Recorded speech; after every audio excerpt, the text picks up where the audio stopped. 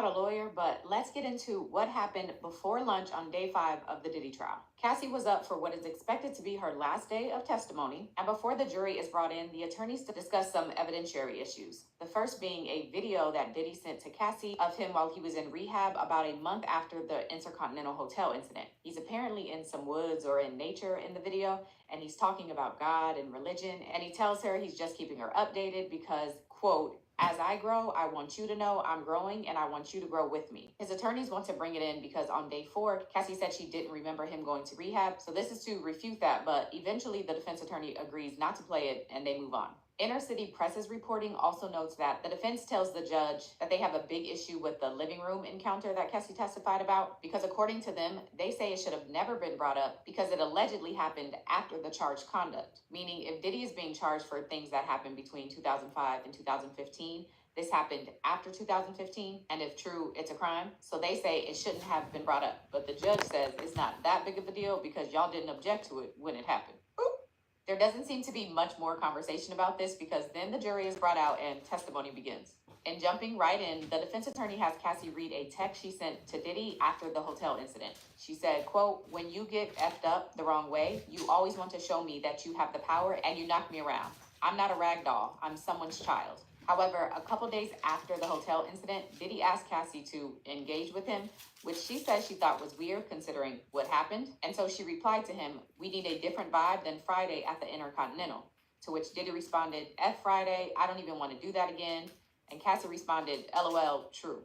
Diddy's attorney then jumps to discussing Diddy's jealousy, his accusations that Cassie was cheating on him, and him constantly taking her belongings. Cassie testified that during one incident while they were in the car, he told her to call her mom, and when she took her phone out to do so, he grabbed it. They had a big fight. She said he was gone for hours with her phone, and while he had it, he apparently called someone on it. When the attorney asked Cassie if the person she was having an affair with was an NFL player, she responds, I don't know if he's playing anymore.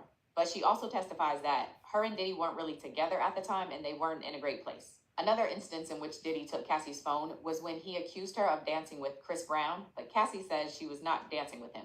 There's a brief moment in the cross-examination when the attorney mentions Diddy going to rehab, and now Cassie says, I vaguely remember, and then the topic is changed to an audio clip of Cassie threatening a man over a video he saw. In this audio clip, Cassie says, quote, if you saw a video of someone effing me, who was effing me? You have it, why didn't you show me? I think the person she's speaking to says, because I'm not disrespectful, bro. And then Cassie continues on saying, if you don't show me, I will off you, cut you up. I will effing off you. I never offed anyone in my life. I'm going to F you up. It's not going to be blood on my hands. Someone else is going to do it. I'm not playing with you. Sujit, tell me. Cassie does confirm that the person on the audio is her and that it was about a video that she suspected Jonathan Audie had secretly recorded of her during one of their FOs. And Diddy was concerned about this video getting out, so he pressed her to get to the bottom of it. The prosecutor later asked if Diddy spent a lot of money to make sure the video didn't get out, to which she says she doesn't know. But it's worth noting that in that police interview that Jonathan Audie did, and I showed you a clip a couple days ago, he mentioned a settlement. I had a settlement with Sean. I called herpes. And I came back and I sued for herpes and won. But they asked me to turn in that, which was the video recording, and I did so. They gave it back to me accidentally, and it's possible I threw everything out. It's possible I can produce the copy. There's some discussion about the kinds of rehab and inpatient treatment that Cassie has had since ending her relationship with Diddy, including some mental health treatment, neurofeedback therapy that involves hooking something to your head and being shown things to see how you react, as well as EMDR that helps with memories and processing them. Prosecutors also have Cassie read a text exchange that she previously referenced on direct examination, where she was trying to tell Diddy she didn't want to do FOs anymore, but she says she backed off of that because of his reaction. In this text exchange, Cassie says, quote, I want to talk to you about something tomorrow. Going to sleep, love you. Diddy replies, is it going to stress me out? What is it about? Cassie says, FOs, it can wait, it's not a big deal. Diddy then responds, now you don't want to do them anymore? Oh, I already know. You're so predictable.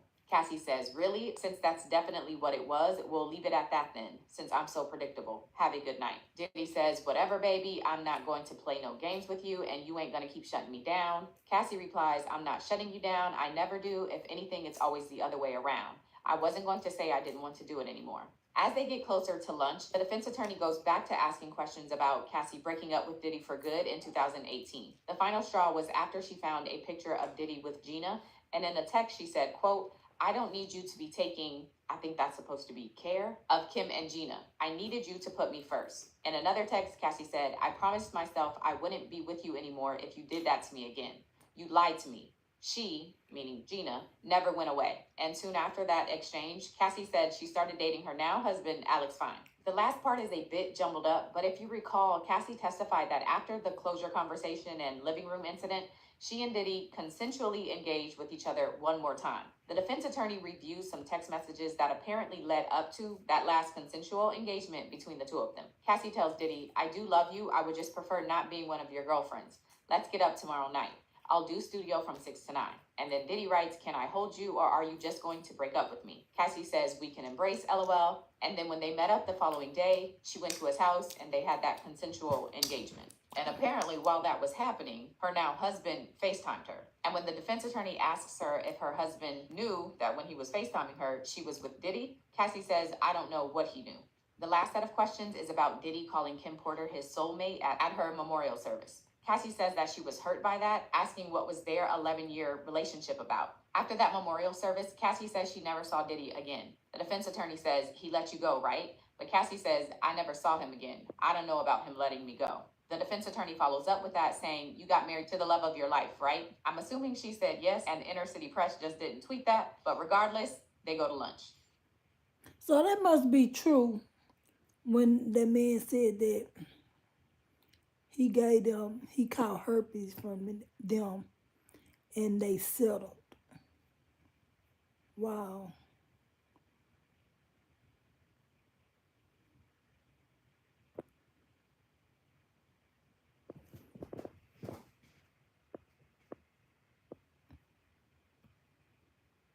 I'm not a lawyer, but let's get into what happened after lunch on day 5 of the Diddy trial. So after Diddy and Cassie broke up in 2018, they kept in contact and kept exchanging pleasant messages with each other, including a message where he told her that she's going to make a beautiful mother.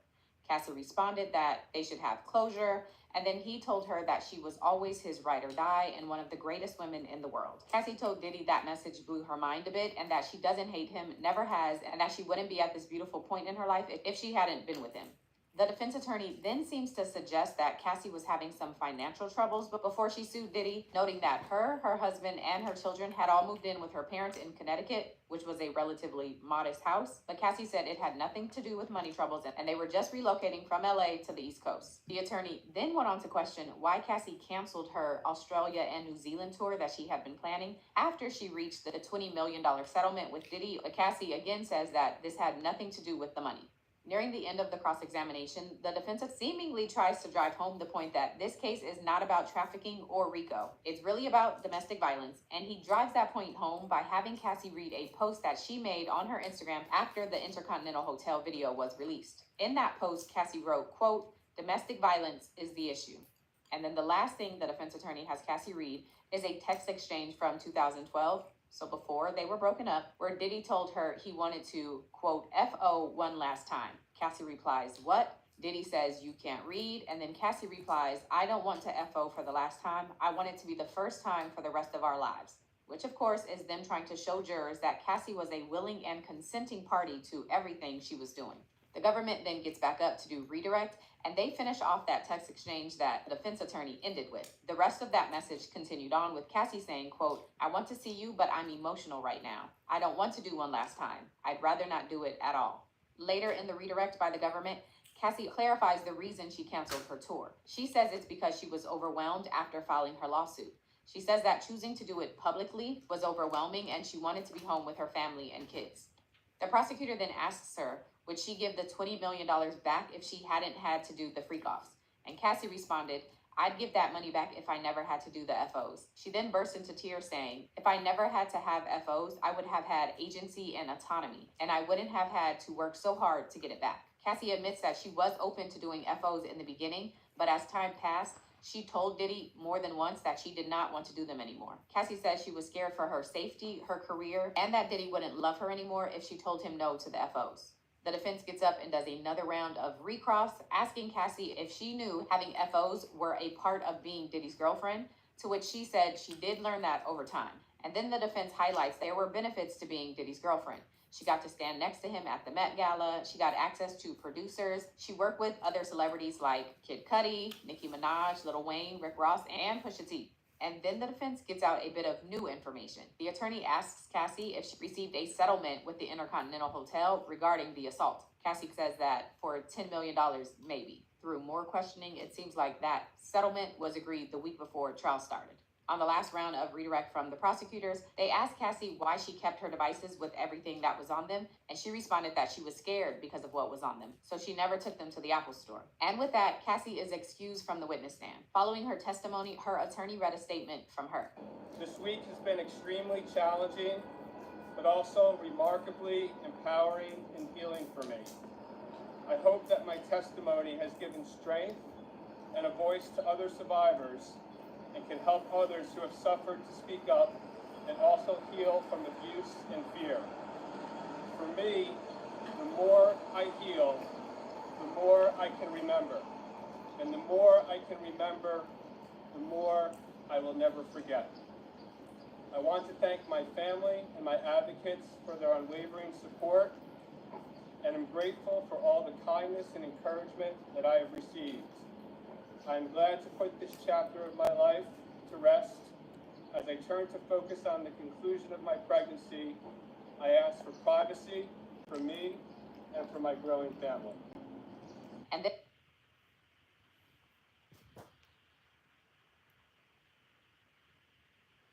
I'm not a lawyer, but let's get into what happened. She responded that she was scared because of what was on them, so she never took them to the Apple Store. And with that, Cassie is excused from the witness stand. Following her testimony, her attorney read And encouragement that I have received. I am glad to put this chapter of my life to rest. As I turn to focus on the conclusion of my pregnancy, I ask for privacy for me and for my growing family. And then the attorney read a statement from Cassie's husband, Alex Fine. 5 days, the world has gotten to witness the strength and bravery of my wife, freeing herself of her past. There has been speculation online surrounding how it must feel for me to sit there and listen to my wife's testimony. I have felt so many things sitting there. I have felt tremendous pride and overwhelming love for Cass. I have felt profound anger that she has been subjected to sitting in front of a person who tried to break her. So, to him and all of those who helped him along the way, please know this: you did not. You did not break her spirit nor her smile that lights up every room. You did not break the souls of a mother who gives the duck-colored enslaved the silliest games with our little girls. You did not break the woman who has made me a better man. I did not save Cassie, as some have said. To say that is an insult to the years of painful work my wife has done to save herself. Cassie saved Cassie.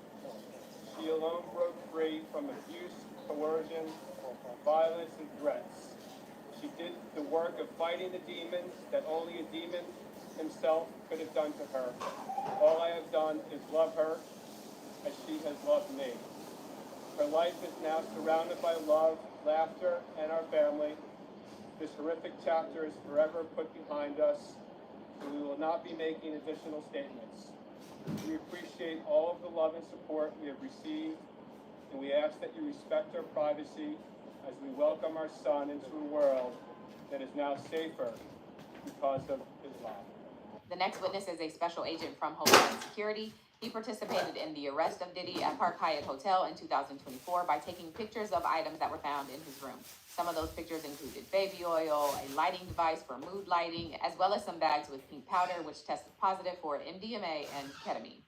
And then Dawn Richard is called to the stand. Dawn, of course, was a cast member on Diddy's MTV show, Making the Band.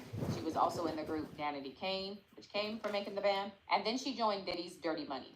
She tells jurors that she worked for Diddy from 2004 until 2011. On the stand, Dawn recalled a time in 2009 when she was at Diddy's house to record, and he, quote, came downstairs screaming, belligerent, asking where his food was, and proceeding to hit her being Cassie, over the head, kicked her and beat her to the ground in front of us. and then he dragged her upstairs. Now, leading up to this beating, Don says that Cassie was in the kitchen making eggs, and Diddy came downstairs demanding to know where his eggs were. Don admits that she didn't intervene and she didn't call the police, partly because she was scared for herself and had never seen anything like this before. And then it seems that Don tries to testify that the day after this incident, Cassie told her that things just got passionate and that she was okay, and it would be better if they didn't talk about what happened because people could end up missing. The prosecutor asked Don what she understood that end up missing to mean, and Don started to say death, but there was an objection, and then the jurors are excused.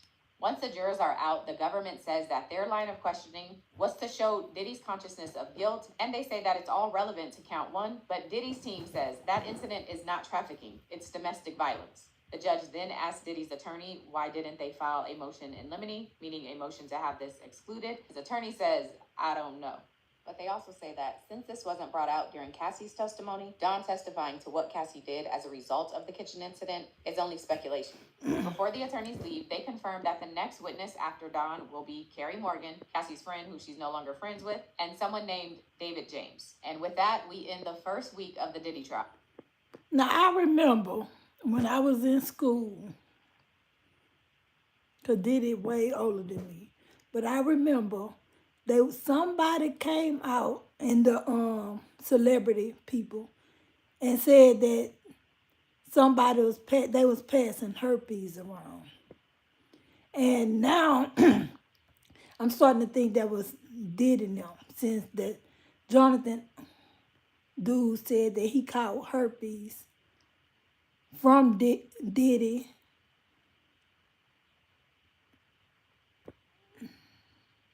Y'all, day 5 of the Diddy trial is getting wild. Let's get into it. It's your first update of the day. So the judge is fed up with the slow pace of the trial. He started off the day like, is there any reason why we can't be there by 5 o'clock? And both prosecution and defense are blaming each other.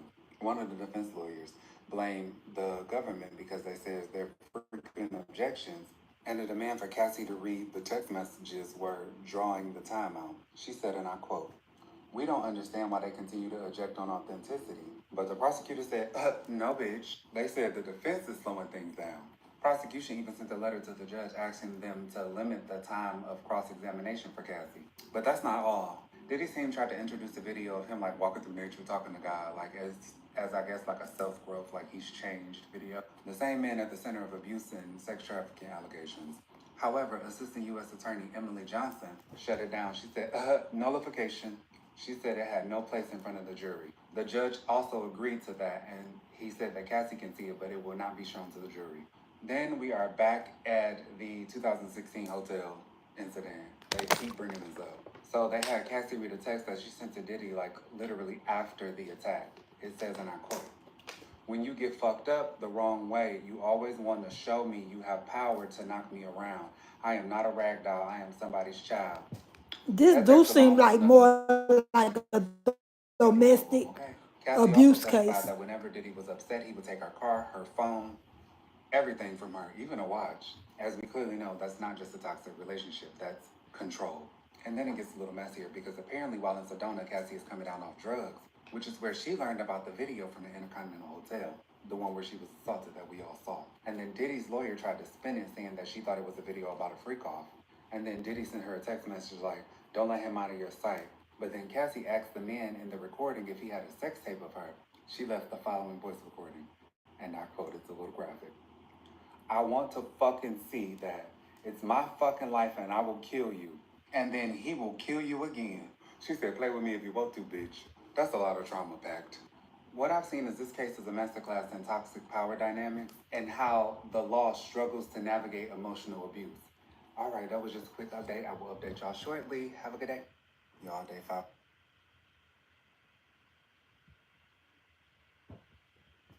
Oh, it's one of the songs. Day number 5 of the Diddy trials, and things are heating up, y'all. So buckle up and grab your popcorn. Before I get into this report, make sure you like this video, share, and follow for more updates. And let's get it. Y'all hit the subscribe and like button. Again, y'all. So from what the report said, they said Diddy lawyer was trying to go solve like being soft-spoken with Cassie. They even said she gave her little compliments, and they said the tactic probably was to get her to talk more by her giving her compliments and being nice to her. So Diddy lawyer asked Cassie, Mr. Combs thought she was having an affair with someone in the industry. And what happened when he took your phone? Cassie said they were in a car and Diddy told her to call up her mother. And when she proceeded to call her mother, she said Diddy was like, give me that phone.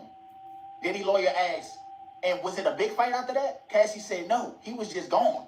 So y'all, I think he got up out of there. He snatched her phone and was gone. Diddy lawyer asked Cassie, and how long was he gone for? Cassie said a couple hours. Until her mom called the feds on Diddy. She probably called the feds and was like, this little abusive mother took my daughter's phone and won't give it back. Then Diddy lawyer asked Cassie, did he go through your phone when he took it? Cassie said, I believe so, because he ended up calling someone on my phone. So if he called somebody on your phone, obviously he went through it, shorty. Diddy lawyer asked her, the person that Diddy called, was that the NFL player that you had an affair with? And Cassie said, I don't think he's in the NFL anymore. That wasn't a question.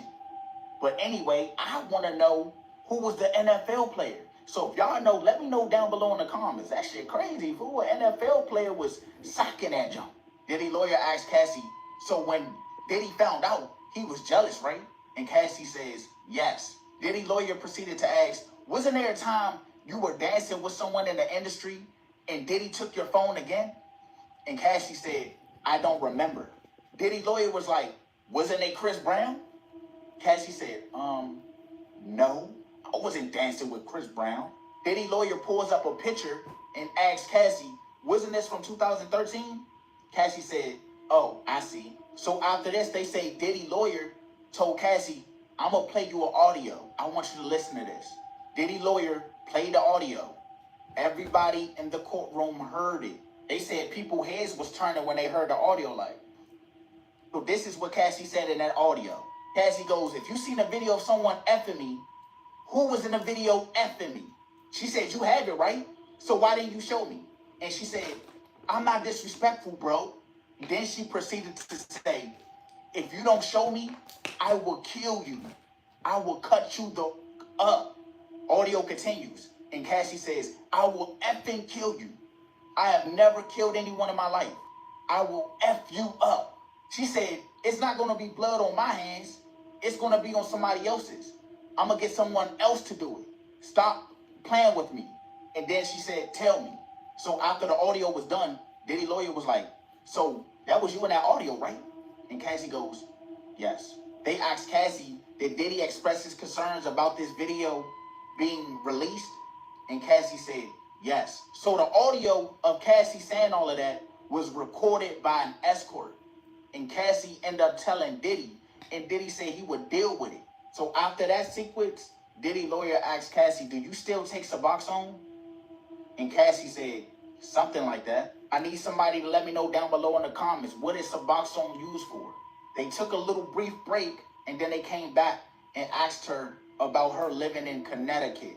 That's where her mom lived. So she went back and moved with her mom. While she was living with her mom, the report said that she found a picture of Diddy and Gina. I don't know what Gina it is. Somebody let me know what Gina that is. And after Cassie seen the picture with Diddy and Gina, she said she broke up with him. They said after Cassie broke up with Diddy, he didn't even threaten her, but he decided that they should go to couples therapy. They left that open-ended because I don't know if he went to therapy with her or not. Then Cassie goes on to talk about a time where Diddy R-worded her in 2018 at an Italian restaurant in Malibu. So per report, I'm hearing at this point, Diddy lawyer was trying to make it seem like she still wanted him after the R-wording situation. So up until this point, what are y'all getting at? Let me know down below in the comments. So after that whole R-wording incident, I guess they had stopped talking or whatever. So now at this point, Cassie was with her now husband. Back then they were just dating, I believe, or they were engaged. That last time Diddy had R-worded her, I guess they ended up texting or whatever, and he told her, you can go date or do whatever you want. He don't care at this point. And they wasn't talking for a while, and then all of a sudden, they started texting again. So they end up meeting up again, after them texting back and forth, and Cassie said she would come to his studio from 6 to 9. Diddy texted her and said, "Can I hold you when you come? Or are you just gonna break up with me again?" Cassie wrote back, "We can embrace, laugh out loud." So after Cassie went over that night, they didn't just hug, y'all.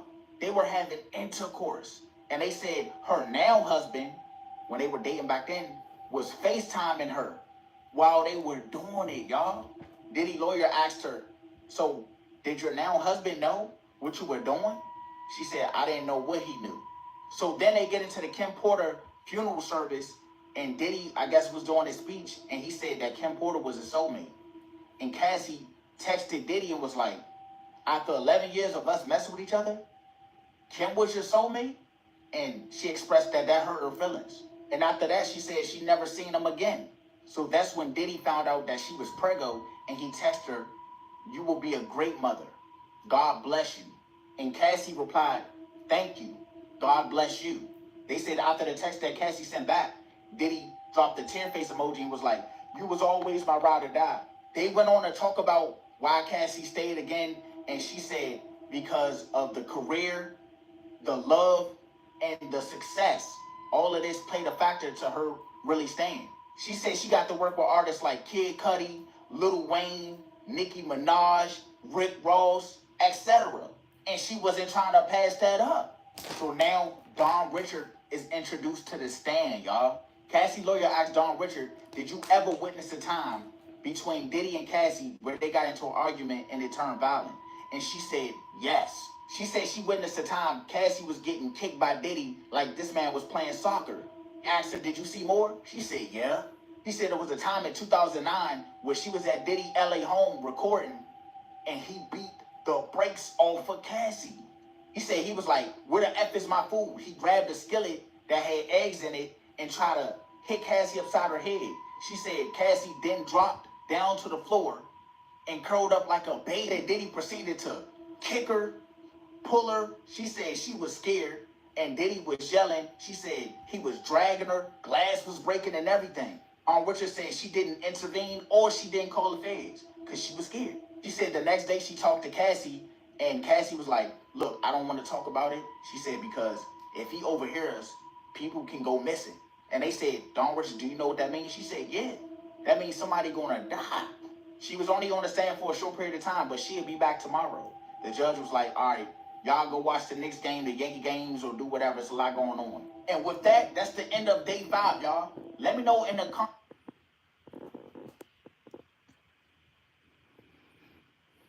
Cassie has officially finished her testimony. She is done. She will not be back on the stand. She did get emotional, and let's talk about what she said. The defense got to see text messages from P. Diddy around 2019 and 2020 where he had reached out to Cassie. In both March and May of 2019, he texted Cassie saying, "Sending you love." He also sent her another text message saying, "Congratulations, Cass. I truly am happy for you. You're going to make a beautiful mother. God bless." Cassie testified that she was pregnant at the time, and her response was, "Thank you. God bless." He texted her again in March of 2020, this time saying, "Miss my best friend. Hope you're well." She told him she hoped he was taking care of himself and also hoped that his family was well. He texted her saying, "Thank you so much for responding. It really means a lot more than you know." He then said, "Sending you nothing but love and light always. Please know I'm always here if you need me." But that wasn't all. He once texted her saying things had definitely been rough without your friendship. Nothing but love for you always. And she responded by saying she never hated him and said she wouldn't be at this beautiful point in her life without him. He responds saying, "Tears of joy. I don't even know what to say. I hope you can forgive me. We're honestly lucky to be alive.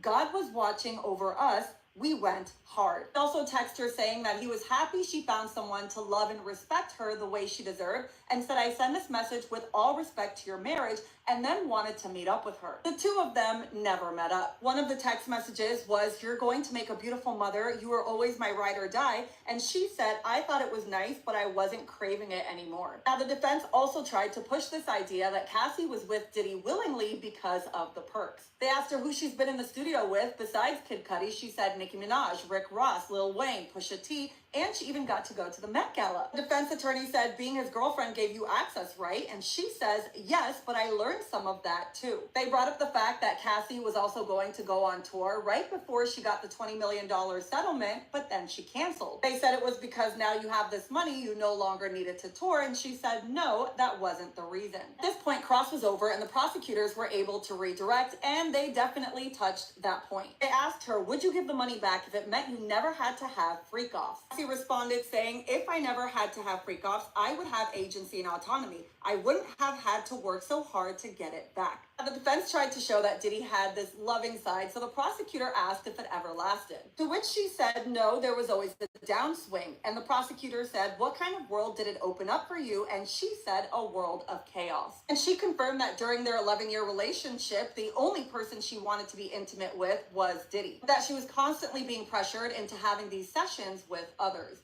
She also talked about the fact that she had a career, but she couldn't fulfill it because Diddy would have her canceling gigs so that they could have a freak off. And she said, I had a whole other job, basically a worker, to which the judge said to strike that. Now again, Cassie did admit that she was open to doing it at the beginning of the relationship in order to please Diddy. She said as time went on, she did refuse more than once, but she was scared. She said, I was worried about my safety, my career, and whether he stop loving me. She was also asked on redirect if she had any doubt that Diddy R-worded her, to which she said no. The prosecutor asked her, do you have any financial stake in the outcome of this trial? And she said absolutely not. When asked why she kept her old devices, she said she was afraid of what was on them and she couldn't even take them to the Apple store. That was asked when the defense was able to cross once again, and they said they had one final question. They said, you just reached a $10 million settlement with Intercontinental last week before trial, right? And she responded, yes. And that was the end of her testimony. I have to say, Cassie did an incredible job. She was calm, direct, she held her own, she did it with grace, strength, and bravery.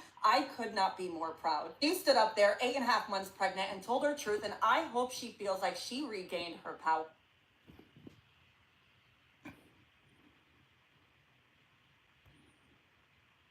I'm not a lawyer, but let's get into what happened after lunch on day 5 of the Diddy trial. So after Diddy and Cassie broke up in 2018, they kept...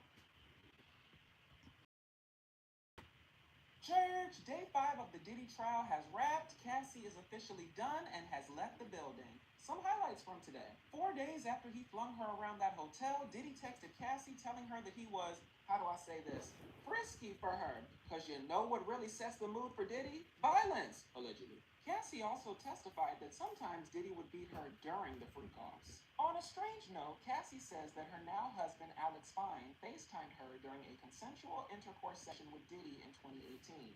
However, she's unsure if Alex was aware of her whereabouts. Y'all subscribe and hit the like button. Was officially on the stand for 20 minutes. She will continue on Monday, but before I tell you what she testified to, I do want to give you a warning that she does talk about violence and abuse. Started off with Dawn testifying that she was working with Diddy from 2004 until 2011. She opens up about an incident she witnessed in 2009 when she went to Diddy's home in order to record. He said her and Cassie were downstairs when they heard Diddy yelling and coming down saying, "Where the F are my eggs?" He said Diddy grabbed the skillet full of eggs and tried to hit Cassie on the head, and she went down in a fetal position. He was punching and kicking Cassie before he put his arm around her neck. Diddy then grabbed her by the hair and dragged her up the stairs, and she was in shock. He said she was so in shock she did not intervene, nor did she call the police. Next day, she said Diddy locked her and another person in the recording studio and threatened them. In her own words, he said what we saw was what lovers in passionate relationships do. He said Cassie was okay and it would be in our best interest if we didn't say anything. He claims that Diddy then said he was trying to get them to the top of the industry before threatening them by saying where he comes from, people go missing if they talk. Then after all of that, he got them flowers. Prosecutor then asked, "How did you understand that?" And she said, "Death." His attorney yelled objection, and then they had a sidebar. That's when attorneys from both sides will come up to the judge and whisper between one another and nobody else can hear. Once they were done from sidebar, the judge told the jury they were done for the day and they will pick up on Monday. Are officially done with the first week of testimony. I know the trial is supposed to be anywhere from 8 to 10 weeks, and I believe that counts last week for jury selection. We have about 6 to 8 weeks left, and we will pick up with Dawn on Monday. Dawn was officially on the stand for 20 minutes. She will... See, I don't remember Dawn. I think I forgot about you. I just been at the jail all day. Come on, sit down because we got to get into these updates. It was always, I'm an attorney, but I'm not your attorney. That's cool because I am your trial bestie. And you know that they had started with a little tussle. Prosecution tried to insinuate that the defense is dragging this out to delay the trial because the longer they drag it out, the closer Cassie will be to her labor and she can't continue to testify. The defense is playing like that's not what they're trying to do, but the judge was not going for it and he was like, wrap it up today. Now, a lot of the cross-examination was pretty much reiterating the same things that they heard in the past. I'm gonna hit you with the highlights of the new things that we learned. Now, in previous testimony, we learned that Diddy grabbed Cassie. The defense really tried it today and was like, are you sure? Now, prosecution, as they should, objected. Real quick, an objection basically is supposed to stop the witness from answering a question. Think of it this way. When the buzzer goes off in the basketball game, anything after that, cut the show. Now, if a judge sustains an objection, that means the witness does not have to answer the question. If the judge overrules the objection, that means the witness still has to answer the question. In this case, the judge overruled it, so Cassie had to answer the question. But it's cool because she was like, I'm positive. The defense also brought up Cassie when she went to go get treatment at a center, and they tried to make it seem like she went there for addiction, and she was like, no, I went there for PTSD. Thanks, next caller. The defense did make Cassie read some text messages where she was cussing Diddy out. She told that man, I'll kill you. I'm not playing. I won't get my hands dirty. I'll have someone else do it. Show me the tape. The tape in question is a videotape where an escort filmed Cassie. The person that filmed her was named Jonathan. Now, the only reason the defense brought this up is because Diddy did pay Jonathan off to suppress the video. And so the defense is trying to show that Diddy was really protecting Cassie. After the jury was dismissed, the judge was like, I want a witness list on Sunday by 5 p.m. Know that Dawn from Dandy Kane will be testifying. Some rumors that some other Dandy Kane members will also be testifying. Honey, don't worry because...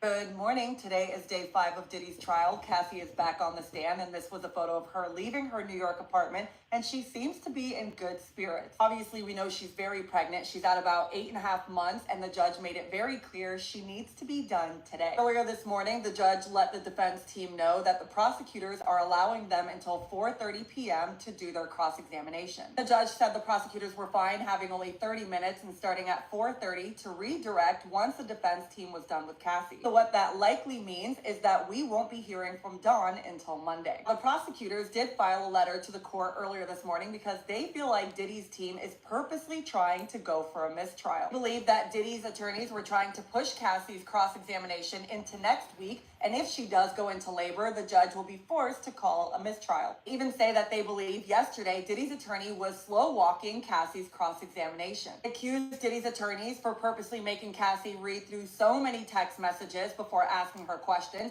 and retreading topics over and over again. Obviously, Diddy's team tried it, but the judge is not having any of it. He made it clear this needs to be done today. I did get a lot of people asking if I was in the courtroom, which I am not. I have so many tabs open from Inner City Press on Twitter, who is live tweeting, but I also have CNN, New York Post, the New York Times, NBC, Washington Post. I have so many because everybody is saying something different or adding more context, and then I put everything into a notepad and I summarize. Anyway, Cassie is on the stand, and I will be back once they're on.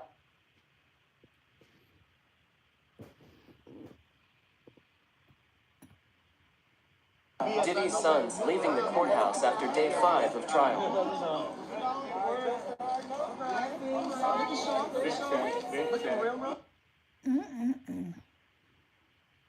Diddy trial, day 5. Now they have the agent on the stand and they're questioning him. Prosecution just got done and now this is the cross. So the judge asked, is there any cross? Combs' lawyer. In the hotel room, did you see any bags and clothing indicating the woman was staying there with him? Yes. The U.S. may call its next witness. That's the only question they had.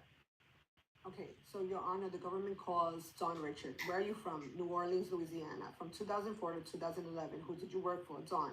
Puff, Sean Combs. Do you see him? Yes. Who is depicted in this photo? Dawn. And Cassie, AUSA. In 2009, did you observe an incident between Puff and Cassie? Dawn. She was attacked by Sean Combs, kicked. Do you see more violence by him against Cassie? Dawn. Often. Now they show a picture of Dirty Money. When were you a member of this group? From 2009 to 2011. The incident in 2009 when Sean Combs beat Cassie, where was it? Don says, in Sean Combs' LA home. We were recording. What did he do? Don. He was saying, where the F is my food? He grabbed a black skillet with eggs and tried to hit her over the head. Cassie dropped to the ground. What did she do? Dawn. She went into fetal position. Then what? Dawn. Sean Combs was kicking her in the head and body, then dragged her up the first floor, glass breaking and yelling. I was scared for her, and for me too. Did you intervene? No. Did you call the police? No. The next day, what happened? Now, this is typed a little bit weird, so I'm just going to interpret what it says. What it basically says is she had a conversation, I'm assuming it's with Diddy, and he says that it was passionate and that she was okay, that it would be better if we didn't talk, that people could end up missing. How did you understand that? Dawn, death. Objection, sidebar. They go to the sidebar. The judge says, jurors, you can leave for the weekend, watch the Yankees play the Mets or the Knicks. If you're not into sports, there's a lot going on. See you Monday. Judge, about this line of testimony. Prosecution, this shows consciousness of guilt to count one and relevant to count one. To count one and relevant to count one. Diddy's lawyers, it's not sex trafficking, it's domestic violence. Judge, why didn't you bring a motion in time on this? I didn't know. So Combs' lawyer again, we cannot sit here and say Mrs. Ventura did anything because of this event, because she didn't talk about this one. So this is a speculation. The judge, but she was there. Afino, she doesn't know the effect on Cassie Ventura.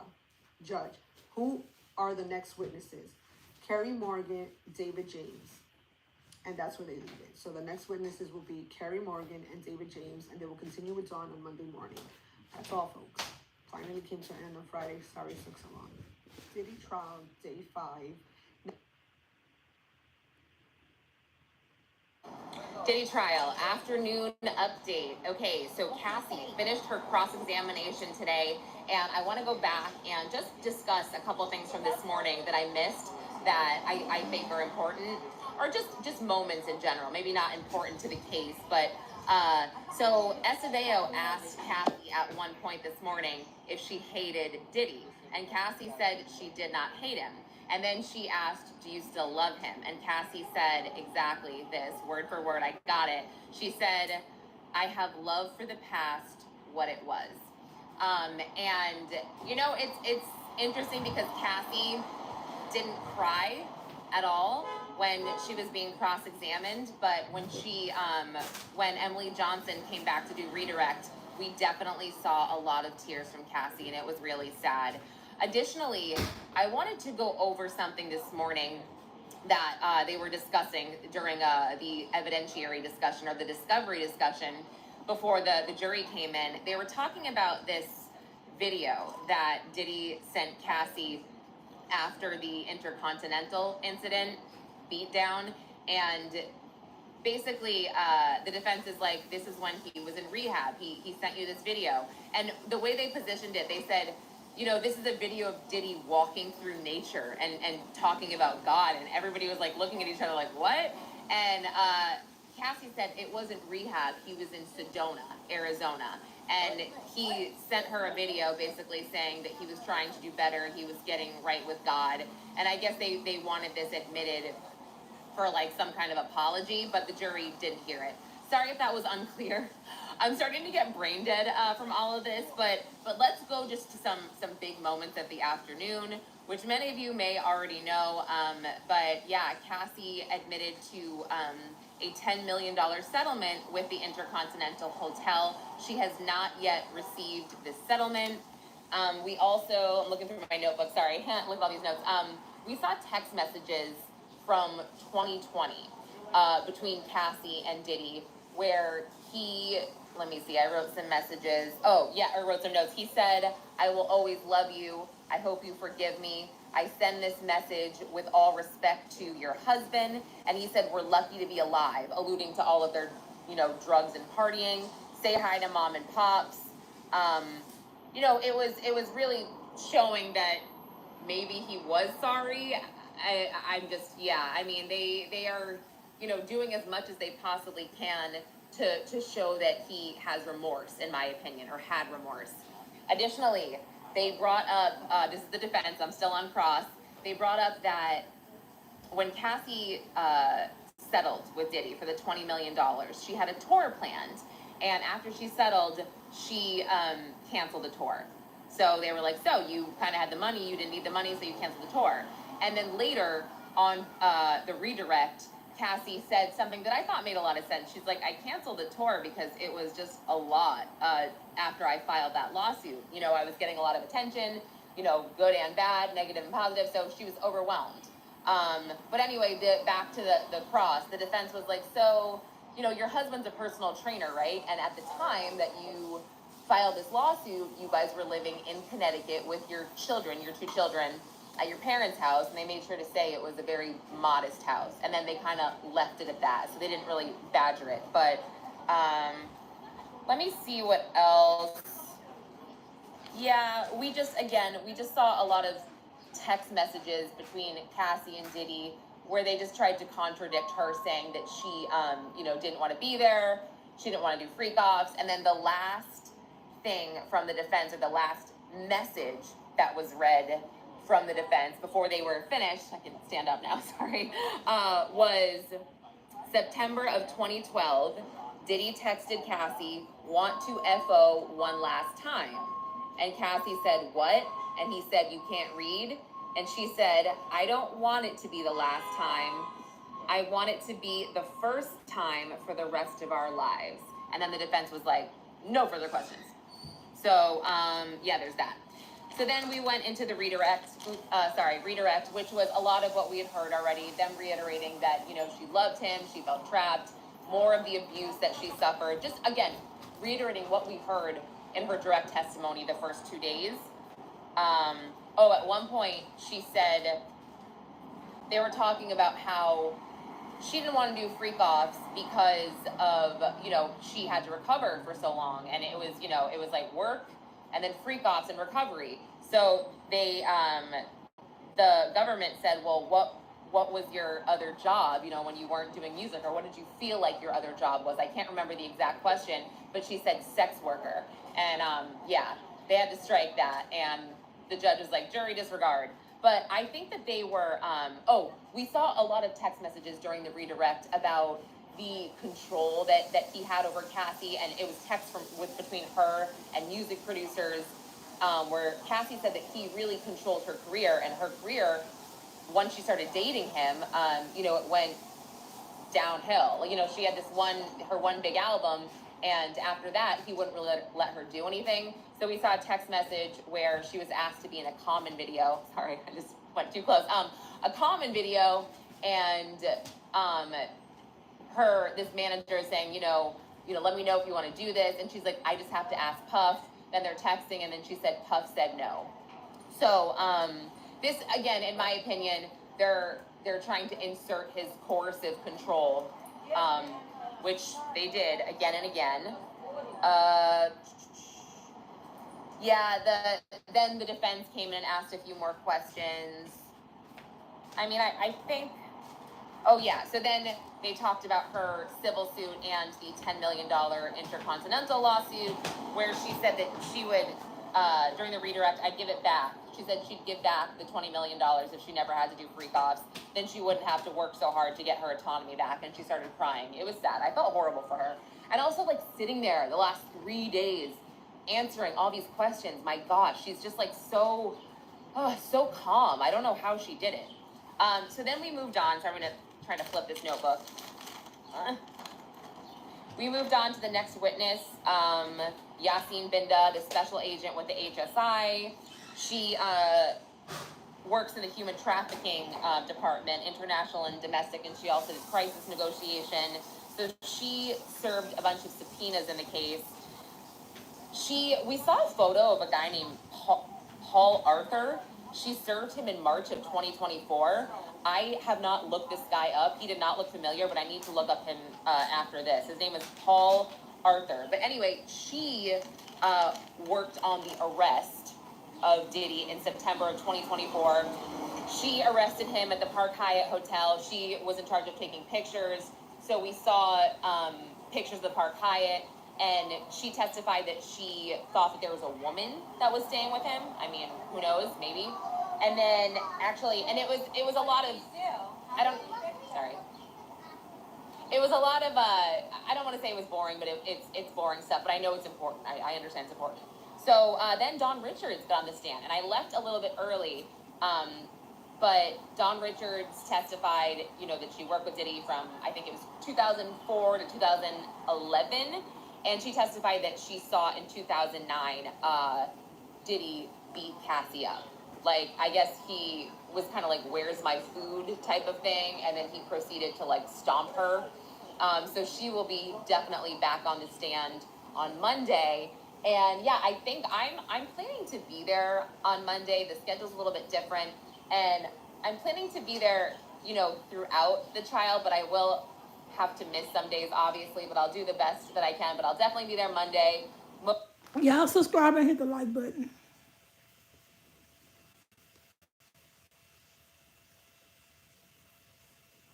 Adding some information, some more information that I totally did not include in my last video.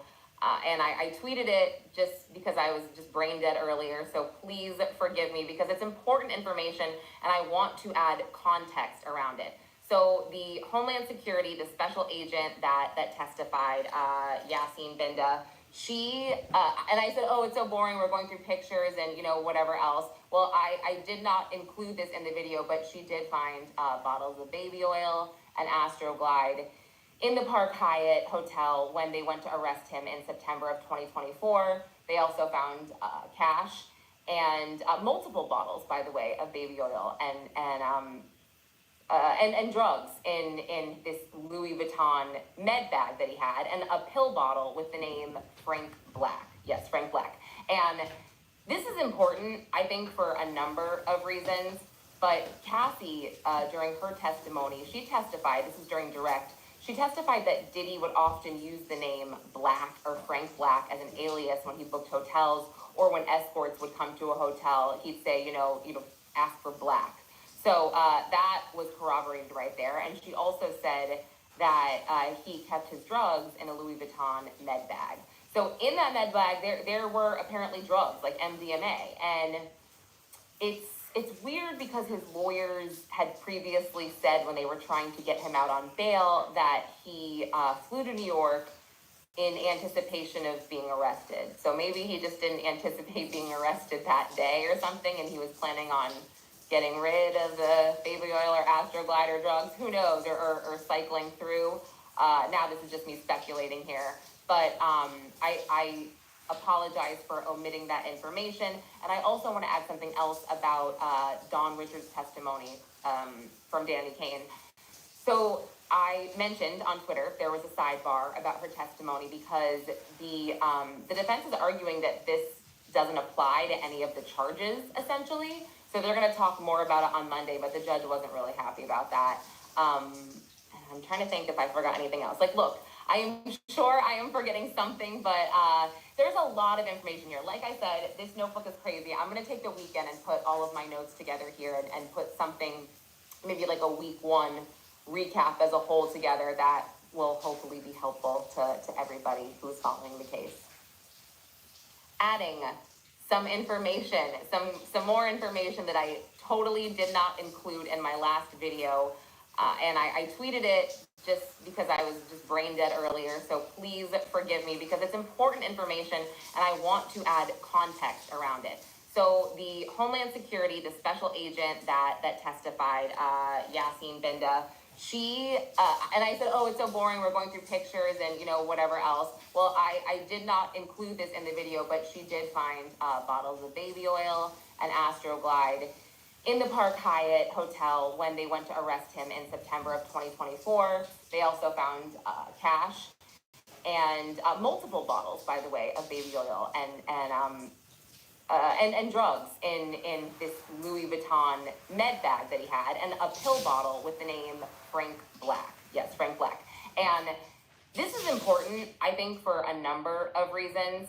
But Cassie, during her testimony, she testified, this is during direct, she testified that Diddy would often use the name Black or Frank Black as an alias when he booked hotels, or when escorts would come to a hotel, he'd say, ask for Black. So that was corroborated right there. And she also said that he kept his drugs in a Louis Vuitton med bag. So in that med bag, there were apparently drugs like MDMA, and it's weird because his lawyers had previously said when they were trying to get him out on bail that he flew to New York,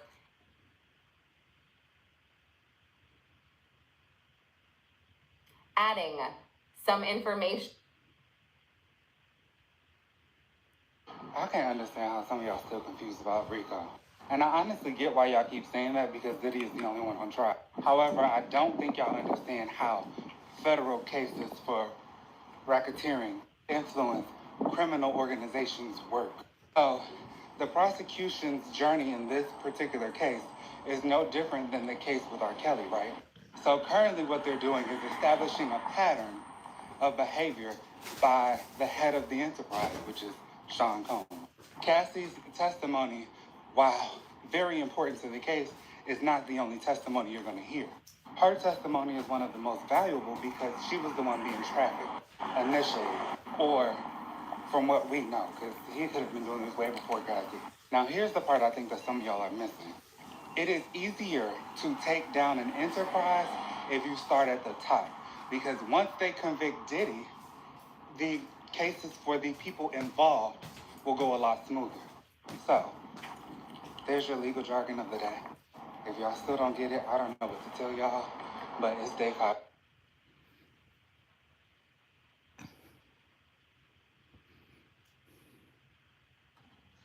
Y'all, they got the damn courtroom looking like the BET Award dramas with no commercial breaks, huh? I'm gonna cover this again because the media ain't gonna give it to y'all like me. What is this, day 5? Day 5 of the trial? Yeah.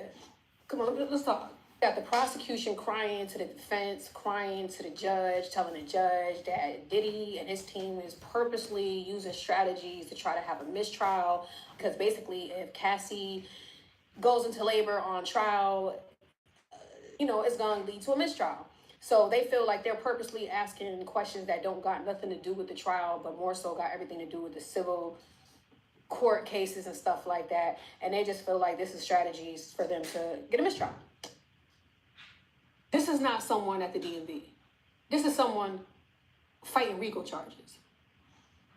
And you trying to tell them they got until 4 p.m. today to finish up with Cassie Ventura? They really rushed in the defense like they had Target checkout line. Hurry up, next. And don't get me wrong, I don't have anything towards Cassie. I love pregnant women. I love black and brown women. Protect our women at all costs. But Cassie is not in labor right now. Cassie does not need to be wheeled out right now. And more importantly, Cassie is not leaking any water right now. Her water didn't break. Y'all acting like Cassie is getting ready to birth baby Jesus on SDN. All right, let me get all this shit to the side. Let's really get into the facts right now. Right now, I swear to you, I'm not being biased, but Cassie's story is falling apart like a lace front in the sauna. We ain't gonna get into that though. We're gonna talk about something else. No, we're gonna get into that. She went from saying in the beginning that she was with Leslie. Leslie thought she had a show or something like that. Don't quote me on it. She had to go somewhere. She made up a flyer to look like she had to be somewhere. When in all reality, she just wanted to link up with Diddy. Then she gets introduced to Kid Cudi by Diddy, and then she starts dealing with him. Then she goes to Africa to do a movie premiere, the movie Honey, and she meets up with Michael B. Jordan, and they get to dealing with each other. Then at the very end of her and Diddy, she goes swings the block to meet up with him to get some closure, and this is when she said that he alleged SA'd her. Her husband that she's with now, mind you, this is the same husband that Diddy hired to train her. He FaceTimed her. He didn't know that she was with Diddy, but she also didn't let him know that she was with Diddy, that he was SA'ing her, or any of that. And let's keep in mind, that was the last time that she had any dealings with him. If I haven't learned anything yet on this trial, I'll tell you what I have learned. Cassie got a thing for industry men. I don't see where this is giving Rico. This is giving a toxic love cycle with a sprinkle of clout chasing. Cassie wasn't trafficked. Cassie traveled. First class. Chanel bags. Participant. Team player. And high as she wanted to be by the choice of her. The choice of drugs, her. I'm still trying to figure out where Diddy had her tied up at against her will. I think what we're all getting confused is that Diddy didn't have her tied up against her will. Diddy had her tied up into a situationship. Her feelings was tied up as a willing participant. Please don't let the judge rush in this whole situation, force you into forgetting the plot. Please don't miss the plot. Diddy is fighting for his life right now, and Cassie's testimony has been extremely inconsistent. And again, he's not on trial for being a bad guy or being on trial for domestic violence. Diddy is on trial for sex trafficking, orchestrating a enterprise where he's doing a bunch of things. They're alleging him doing a bunch of things such as SA, trafficking, coercion. All we've been getting is emotional, toxic testimonies with willing participants until they wasn't wanting to be involved anymore. And I also keep hearing that he was trying to help. He was trying to help. There was times that she was letting him know that there was somebody that she felt was recording the FOs, and he paid the guy to not put it out. Times that she didn't feel comfortable with doing certain things, and he told her that they didn't have to do it. Times that he was trying to stop LA drug dealers to not give her drugs. I just don't understand. Like, I'm just trying to figure out, like, if you was afraid, not so much as why did you stay, but why did you go back when you was gone? When you were with the new man that you're with now, that you married and had those 3 kids, but why did you go back to try to get closure if you were scared? This is what I'm not understanding. And through the course of this trial, I've been listening to everything that they put out when the defense started cross-examining her and playing all of her messages to him. It just gives you a different perspective on the whole scenario. Like, she's in the limelight now, and we can finally look at her as to, you played a part in this. And granted, he's not innocent by no means, but she's not neither. So it's not about feelings, it's facts over feelings, what I've been stating from day one. You have to not be biased, and it has to be without a reasonable doubt. If there's any doubt in your mind that this isn't true, you can't convict this man. In the beginning, the prosecution had us thinking that this was a young girl that was being taken advantage of and didn't want to do certain things. But as the defense started to unfold their argument, it clearly showed sis outside doing what she wanted to do. That's what it's given. That's what it's given. You met so many different people. You did the drugs that you wanted to do. You had these FOs. You were a willing participant in these things. And I'm just not understanding where you were held against your will and you couldn't escape. I'm hearing that she was reaching out like she wanted to do FOs, that she was ready to do it, that she wanted to do it, that she wanted the drugs. Like, come on. What I'm getting from this is they both was doing these drugs willingly, and when he was coming down from it, he got very violent, started abusing her, and her being jealous and being in love with the man that she felt didn't love her the way she wanted to be loved. And she was, jealous of Kim Porter, wondering why she wasn't around his kids and why he wasn't showing her off to the family and, being intimate with her other than these FOs. It just caused her to be like really bitter and just holding on to resentment towards this man. And then I feel like when he came out with Young Miami and started showing her off and doing things like that, I felt like that's what made her get in her mind to where she wanted to like file this civil suit. I'm gonna, come out with a book and tell my story. Why didn't you come out with your story a long time ago? Why you want to come out with it now? Now you see this man dealing with other people and it's public and he seems like he's happy and now is your time to kind of tear this black man down. I feel like both of them have a lot of wrongdoing, but if you're gonna blame him, you need to blame her too. And I do not think this is anywhere near a RICO case. Y'all subscribe and hit the like button.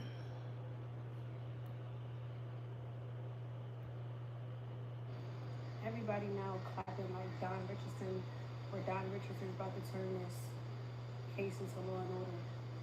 Special Victims Unit. Let's slow this down and please remember that Don Richards was not untouchable. He's saying that the defense. No, Diddy said it makes me so happy that you want to come to ATL just to see.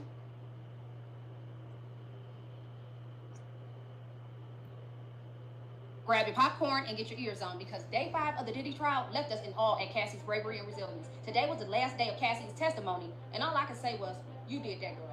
So Cassie took the stand and gave raw, heartbreaking testimony. She talked about being kicked, dragged, and forced to take part in what Diddy allegedly called freak-offs. She said it got to the point where she felt like she was no longer in a relationship. She was basically being used as an escort. Then former Danity Kane singer Don Richard backed her up. Dawn said she witnessed Diddy explode in a rage, chasing Cassie with a hot skillet full of eggs, then kicking her while she was curled up on the floor in a fetal position, trying to protect herself. Cassie revealed she received around $10 million in a settlement from a hotel where one of the beatings was caught on surveillance, you know, the one we saw. So that video reportedly shows Diddy dragging and kicking her in a hallway. His legal team tried to argue he might have blacked out from taking what they called bad Molly, but that explanation did not sit right with the courtroom. So Cassie broke down in tears during her testimony. She said if she could give the money back and erase the trauma, she would. She also spoke about how her music career was sabotaged, locked into a 10-album deal with Bad Boy Records, blocked from filming a video with Common, and basically trapped in a contract she had to fight her way out of. She said that when she tried to leave Diddy, he made it nearly impossible. She testified that during one violent episode in 2016, he took her phone, passport, and personal belongings. She told him, "I'm not a rag doll, I'm someone's child," as he kept kicking her. Cassie later entered inpatient treatment for PTSD and stayed for 45 days. That's when she started writing a book about everything that happened to her. So Dawn's testimony supported Cassie's every word. She told the jury she saw Diddy kick Cassie in the head and drag her through the house, all over him being upset about his food. The very next day, she said Diddy warned her to stay quiet, saying people end up missing. She told the court she took that as a threat to her life.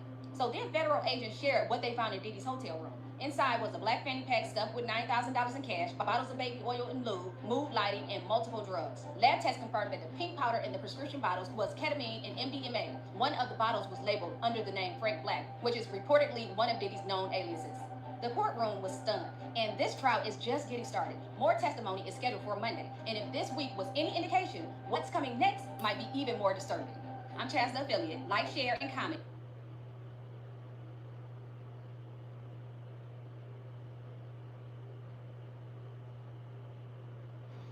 Everybody now clapping like Don Richardson is about to turn this case into Law and Order. Special Victims Unit. Let's slow.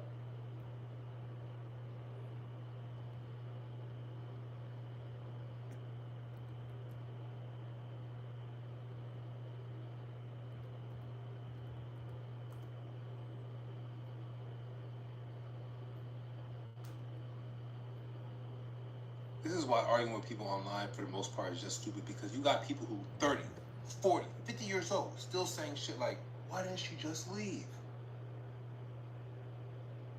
At your big age, you still are not able to comprehend it, huh? Y'all pushing 40 years old talking, why didn't she just leave?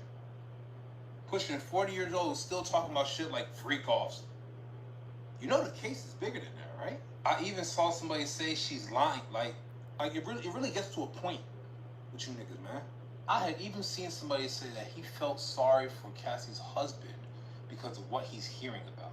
So of all the details you know about this case, the person you feel sorry for is not the victim. It's the man. The person you feel sorry for is not the victim. With everything you learned about the case, y'all niggas are useless people. Useless, for real. Worthless. We done seen a video already. Like, we seen proof, evidence already. We all saw video. In day 5, it's taking place in federal court, and here are the key things to know. And some of this stuff, I have to warn you, it's extremely graphic. So if you're sensitive to gory details or you have little ones around, you might want to skip ahead. Now there's a new extended version of the video that shows Sean Combs beating Cassie violently in a Los Angeles hotel. It was the Intercontinental Hotel in 2016. This was shown in court this week and it was released to the media. Let's take a look at it. Subscribe and hit the like button. So she's walking. She's walking like she's really, really trying. Oh, here he goes. He catches her and he grabs her and he's dragging her. Now we see what looks like a security guard talking to Sean Combs, who's wrapped in just a towel. So that, which to me is extremely, extremely telling. Okay, that's another pair of eyes on this. Okay, now just a side note, New York still does not allow television cameras in federal court, and I do not understand why.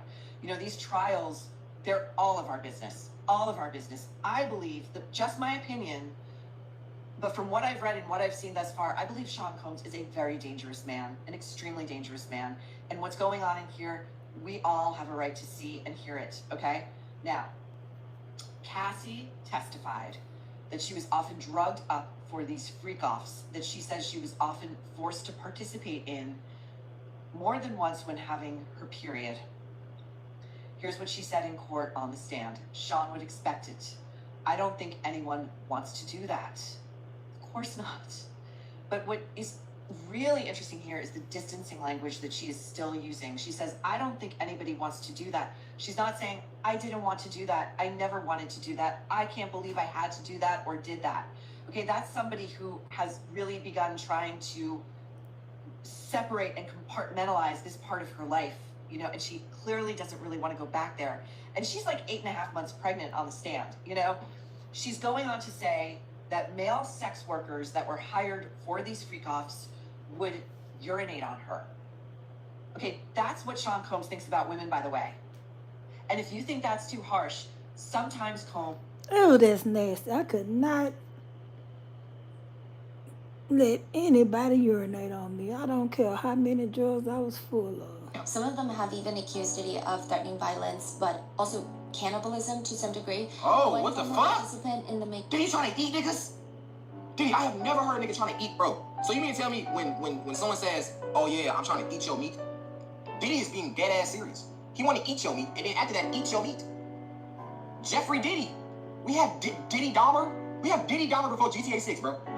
Some of them have even accused Diddy of threatening violence, but also cannibalism to some degree. Oh, what the fuck? Participant in the... Enough. Yeah. I don't know how to feel. I'm be honest with you. Diddy, listen, cause I don't,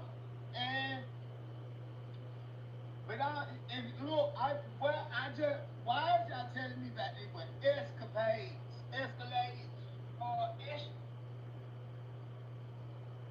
This isn't just about being raped by Diddy.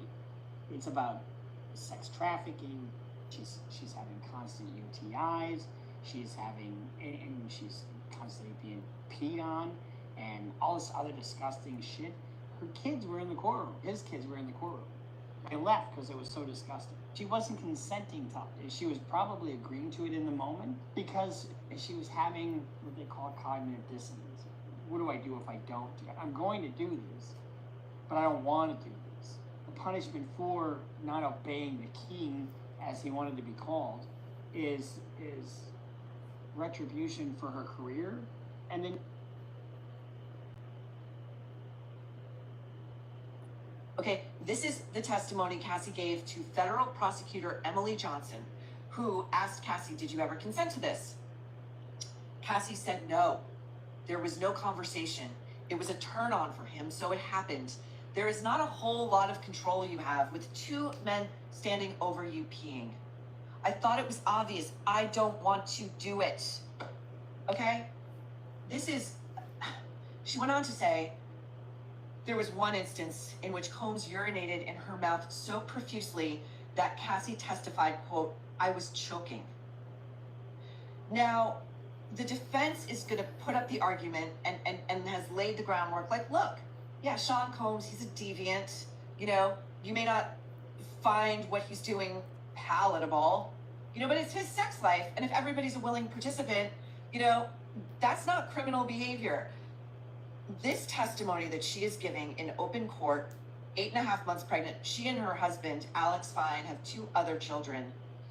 I can only imagine the insane amount of stress she's under and her fear that she's going to be like provoked into like early labor. You know, name me a woman who would sit in open court and testify to such degrading, humiliating acts visited upon her, especially against this guy who seems extremely dangerous, and be making it up. Like, what is she possibly? She's already gotten her payday. He gave her $20 million to drop the lawsuit she filed in November 2023. Remember, the same month that Naomi Campbell threw Sean Combs a lavish 50th birthday party in London, okay? We also learned that Sean Combs filled an inflatable pool with baby oil. And this was in a hotel room. I live in fear that I have stayed in a hotel room that Sean Combs once threw a freak off in, okay? It's closed now, but he used to use the Gramercy Park Hotel at least once for this stuff, okay? So we also learned that Cassie, as she testified to us, suffered great physical, deleterious side effects, diseases. Her oral health was terrible because Sean Combs would have her perform with people who had been lubed up, and so all this stuff is like in her mouth, and she had UTIs multiple times. Almost every woman I know has had a UTI at some point, but she had them so often, and they are brutal. They are so painful. Like, that Cipro stopped working for her. She had gastrointestinal issues from all this copious sex with all these strangers who were like, it's enough. It's enough for today, okay? Okay, this is the testimony Cassie gave. This case is a big reminder of why victims don't speak up. You know why?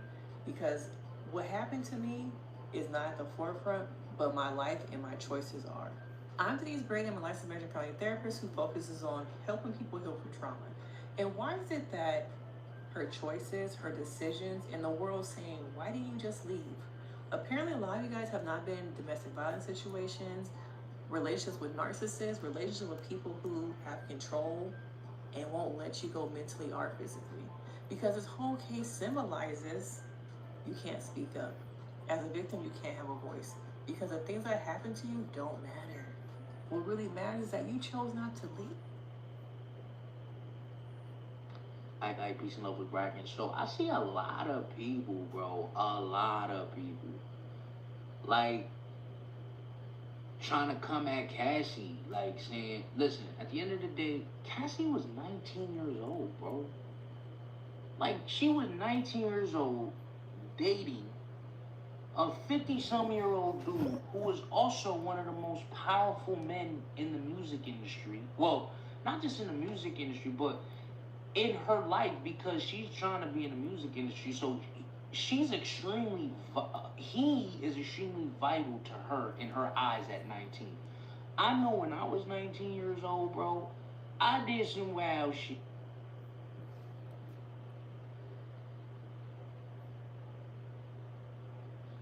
Alright, peace and love was back. Look, at the end of the day, bro, and it's crazy.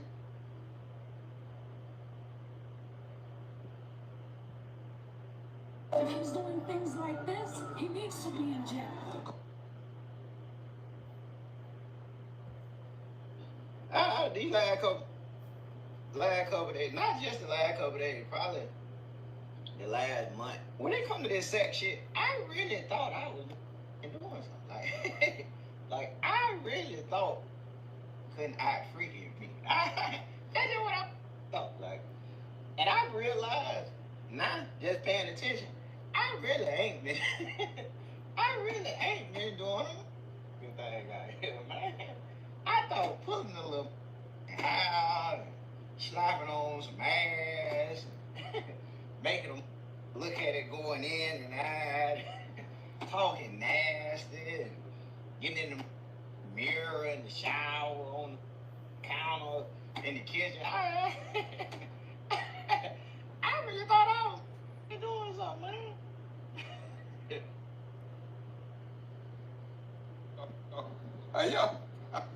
Hey, y'all read this? What in the X-Hamster is going on? Yo, damn, dang. I knew it was gonna be some wild stuff, but my God, son.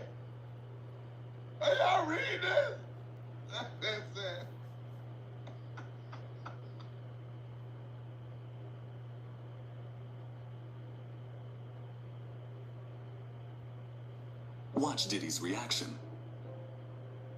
Tupac article had me pissed off, you know what I'm saying? Because first of all, he dissed my man, said my man turned his back on him, and I know for a fact that didn't happen, you know what I'm saying?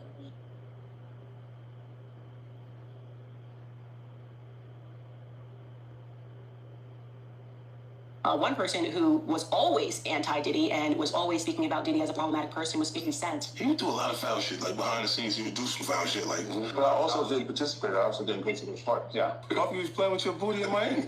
The moment Diddy saw 50 Cent walk into that courtroom, his face said it all. Eyes wide, jaw clenched, hands shaking under the table. This wasn't the cool, collected music mogul we've seen for decades.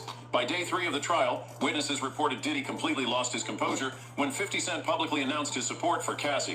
What happened next shocked everyone in the courtroom and could change everything about this case.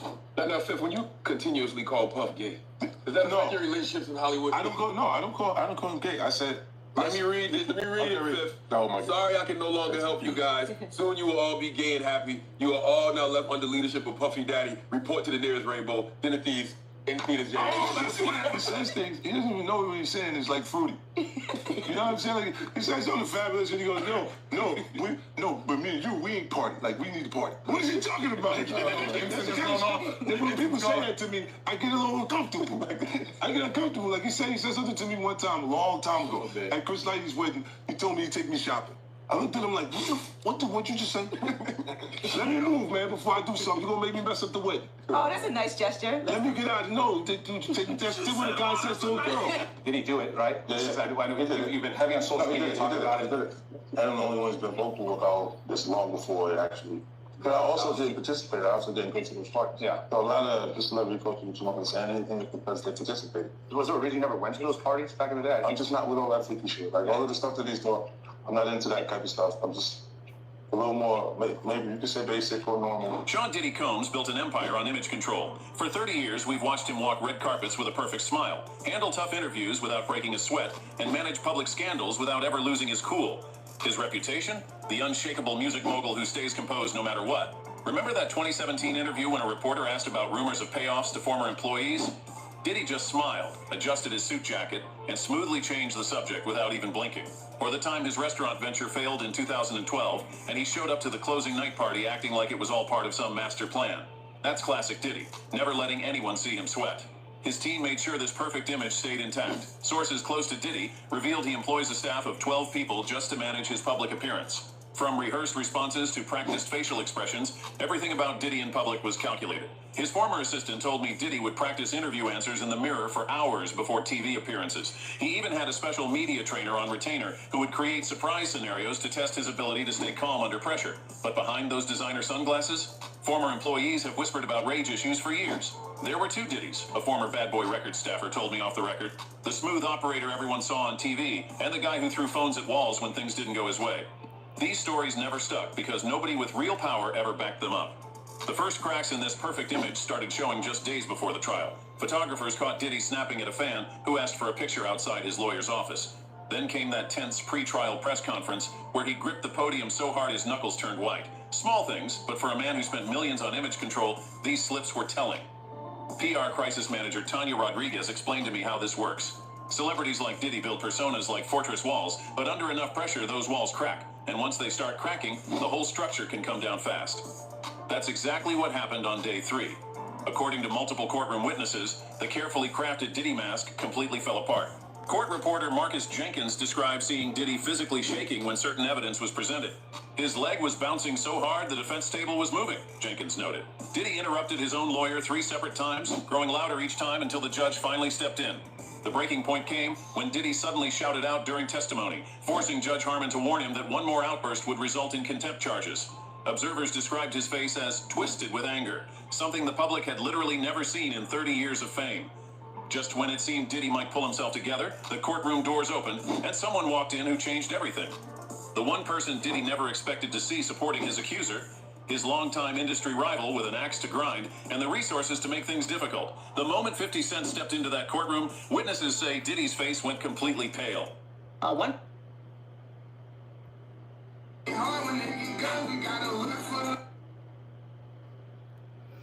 Y'all hit the like and subscribe button. I finna go to bed. Subscribe so we can stay updated on this case. I'm gonna have something for y'all later on today, but I finna go to bed now. Thank y'all for watching.